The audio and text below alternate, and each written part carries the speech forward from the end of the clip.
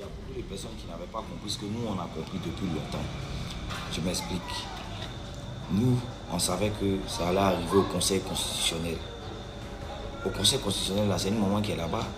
Ce n'est pas moi qui ai pris ces engagements-là.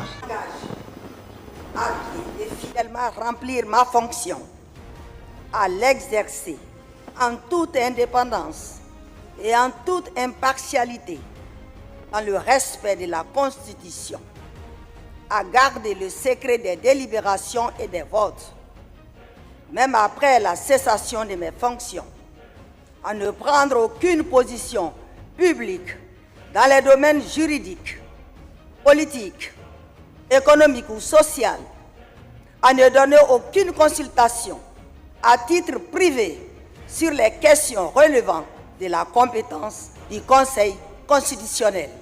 Et en plus de ça, je pense que vous devez vous souvenir de ces paroles-là. Nous n'avons pas affaire au président de la CEI.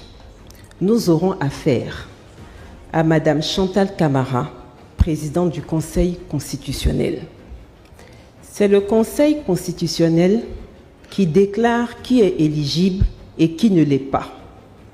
Nous verrons comment elle va déclarer candidate une personne qui peut-être ne respectera pas la Constitution et non candidat, un monsieur dont le nom n'apparaît juste pas sur la liste électorale. Que Dieu nous épargne des Ponce Pilate. Chers amis, chers camarades, chères sœurs, restons sereins. Maintenant, les yeux de tous les Ivoiriens sont rivés vers le Conseil constitutionnel. Je souhaite que le jour où les candidatures seront validées, ce jour-là, tous les maquis, tous les endroits de la Côte d'Ivoire soient bondés de monde. Sors ton maillot, c'est final là sans jouer. Quand ils vont voir le Diamanako qui est assis dehors, avec drapeau de Côte d'Ivoire, maillot de Côte d'Ivoire, tous les Ivoiriens doivent être dehors pour jeter ça dans vos quartiers comme final.